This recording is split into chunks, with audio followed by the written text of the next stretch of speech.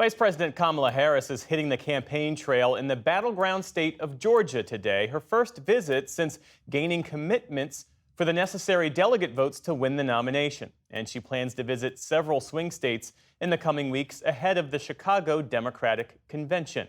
Our Laura Barone Lopez joins us now on the ground in Atlanta. So, Laura, some 10,000 people, at least 10,000 people have registered for that rally tonight where you are. I know you've been talking to folks as they make their way into that stadium. What have they been telling you? How are they feeling?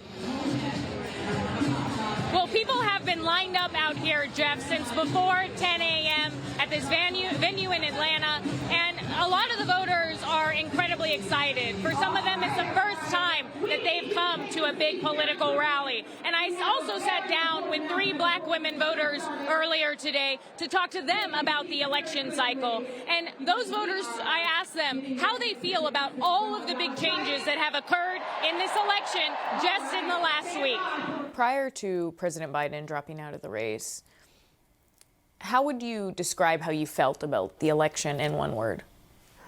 I hate to say it, but I mean, I really felt this sense of doom and dread. Nervous. I felt scared. And how do you feel now? Rejuvenated. Hopeful. Optimistic. And that mood matches what we've been hearing from voters here waiting to see Harris, which is that they feel much better now about Democrats' chances in the presidential race than they did before.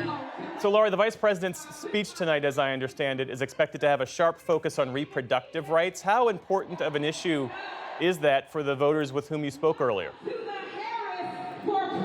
Well, it's an incredibly important issue, Jeff. And Vice President Harris has been the face of the White House's messaging on abortion since the fall of Roe v. Wade. Vice President herself went in March to an abortion clinic. She was the first vice president or president sitting in that office that had ever visited an abortion clinic at the time. And one of the voters that I spoke to today, Rachel Mitchum Elahi, said that she thinks that Harris will be a much better messenger on abortion rights than President Biden.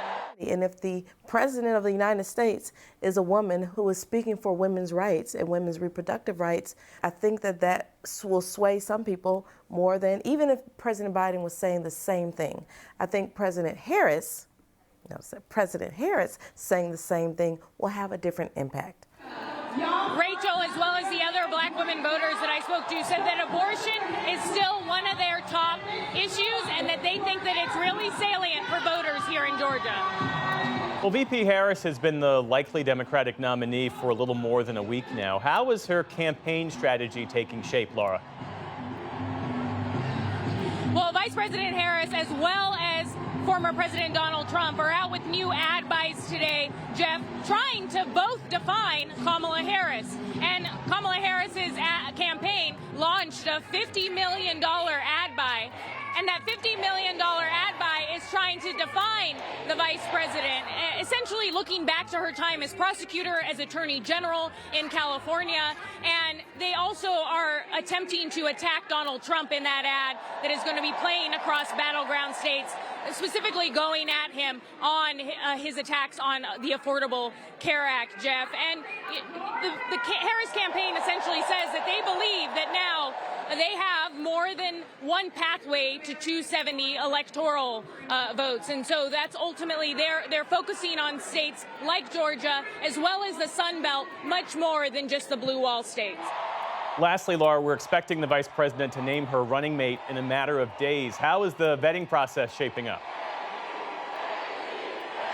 So Vice President Harris, Jeff, was asked on her way here if she had picked her running mate yet, and she said not yet, but that decision is going to be coming very soon, because by August 7th, Kamala Harris will be likely named the Democratic nominee, and so she has to pick her vice president by roughly August 6th. And the people that sources close to the campaign tell me she's still considering include Minnesota Governor Tim Walz, Kentucky Governor Andy Beshear, Pennsylvania Governor Josh Shapiro, as well as Arizona Senator Mark Kelly. And that decision is going to be coming very soon, Jeff, because sources close to the campaign tell me that as early as next week, Harris is going to be out on the campaign trail with whoever she picks as her running mate. Laura Barone Lopez reporting tonight from a Kamala Harris rally in Atlanta, Georgia. Laura, thanks so much. Thank you.